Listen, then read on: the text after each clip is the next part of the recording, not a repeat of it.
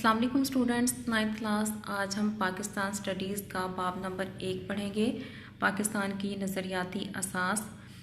سب سے پہلے میں یونٹ نیم کو تھوڑا سا ڈسکس کرنا چاہوں گی۔ پاکستان کی نظریاتی اساس یعنی نظریہ پاکستان کی بنیاد۔ نظریہ پاکستان کی بنیاد دین اسلام پر رکھی گئی تھی، یعنی دین اسلام نظریہ پاکستان کی تمام تر اساس یا تمام تر بنیاد ہے۔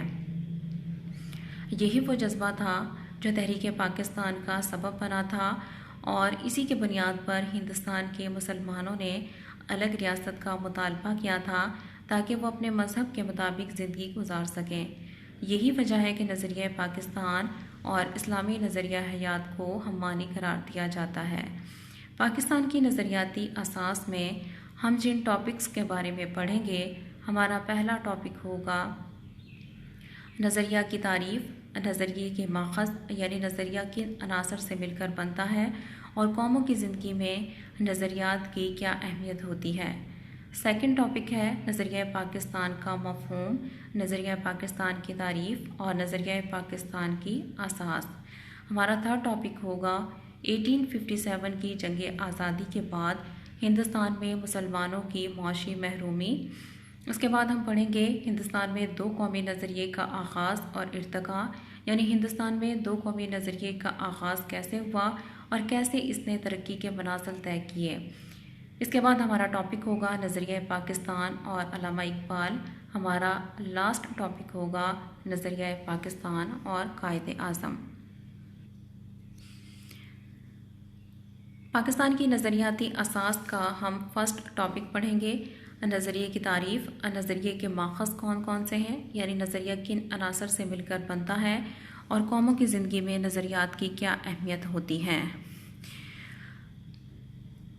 پاکستان 14 اگست 1947 کو جب وجود میں آیا تھا تو 20ویں صدی میں بہت سی اقوام نے زبان، علاقے اور نسل کی بنیاد پر آزادی حاصل کی تھی۔ اگرچہ پاکستان بھی ان میں سے ایک تھا، لیکن پاکستان کی بنیاد دیگر اقوام سے بہت زیادہ مختلف تھی۔ پاکستان دنیا کا وہ واحد ملک ہے جو ایک مضبوط نظریے کی بنیاد پر وجود میں آیا تھا، اور وہ نظریہ دین اسلام ہے۔ یعنی دین اسلام کی بنیاد پر ہندوستان کے مسلمانوں نے الگ ریاست کا مطالبہ کیا تھا تاکہ وہ قرآن و سنت کی روشنی میں اپنی زندگی گزار سکیں۔ دین اسلام کی بنیاد قرآن پاک، آپ نبی کریم صلی اللہ علیہ وآلہ وسلم کی سنت اور احادیث پر مبنی ہے، اور یہی نظریہ پاکستان کی بنیاد ہے۔ نظریے سے کیا مراد ہے؟ لفظ نظریے کو انگریزی زبان میں آئیڈیالوجی کہا جاتا ہے، یعنی نظریے سے مراد زندگی گزارنے کا ایسا ضابطہ یا پروگرام ہوتا ہے جس کی بنیاد فکر و فلسفہ پر رکھی گئی ہو، اور نظریہ انسانی زندگی کے تمام پہلوؤں مثلاً سیاسی، معاشی، معاشرتی، تہذیبی اور مذہبی مسائل کے حل کے لیے منصوبہ بتاتا ہے۔ ورلڈ انسائکلوپیڈیا میں نظریے کی تعریف ان الفاظ میں بیان کی گئی ہے: نظریے سے مراد سیاسی اور تمدنی اصولوں کا مجموعہ ہے جس پر کسی بھی قوم یا تہذیب کی بنیادیں استوار ہوتی ہیں۔ ڈاکٹر جارج براس نے نظریے کی تعریف ان الفاظ میں بیان کی ہے۔ ڈاکٹر جارج براس کا کہنا ہے کہ عام زندگی گزارنے کا ایسا ضابطہ یا پروگرام جس کی بنیاد فکر و فلسفہ پر رکھی گئی ہو، نظریہ کہلاتا ہے۔ آج کا ہمارا تفصیلی سوال ہے، نظریے کے ماخذ بیان کریں، یعنی وہ کون سے مشترکہ عناصر ہیں جن سے لوگوں میں نظریات کی تشکیل ہوتی ہے۔ نظریے کا سب سے پہلا ماخذ مشترکہ مذہب ہے۔ مذہب محض عبادات کا مجموعہ نہیں ہوتا ہے، بلکہ انسانی زندگی کے تمام پہلوؤں مثلاً سیاسی، معاشی، معاشرتی، مذہبی اور تہذیبی پہلوؤں پر گہرے اثرات رکھتا ہے۔ دنیا میں مختلف مذاہب کے لوگ مختلف نظریات کے مطابق زندگی گزارتے ہیں، اور ہر مذہب نے اپنے سماجی تعلقات کو مخصوص نظریات کی روشنی میں استوار کیا ہے۔ مثلاً یورپ کے لوگ نظریہ عیسائیت کے مطابق زندگی گزارتے ہیں، جاپان کے لوگ نظریہ بدھ مت کے تحت زندگی گزارتے ہیں، اسی طرح سے ہندو نظریہ ہندو مت کے مطابق زندگی گزارتے ہیں، اور مسلمان نظریہ اسلام کے مطابق زندگی گزارتے ہیں۔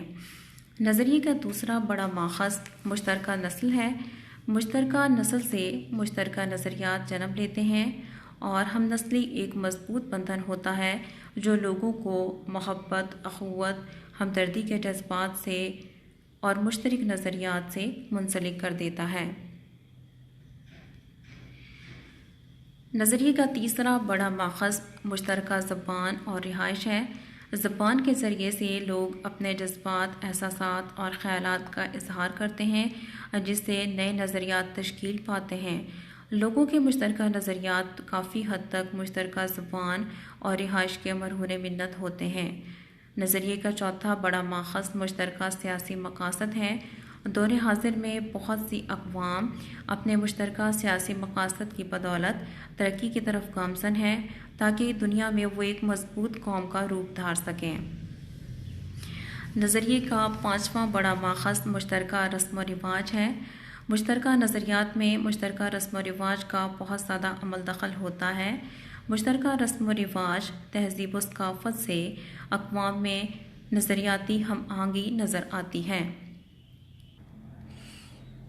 آج کے ٹاپک سے متعلق کثیر الانتخابی سوالات 3 ہیں۔ سوال نمبر 1، قیام پاکستان کس صدی کا واقعہ ہے؟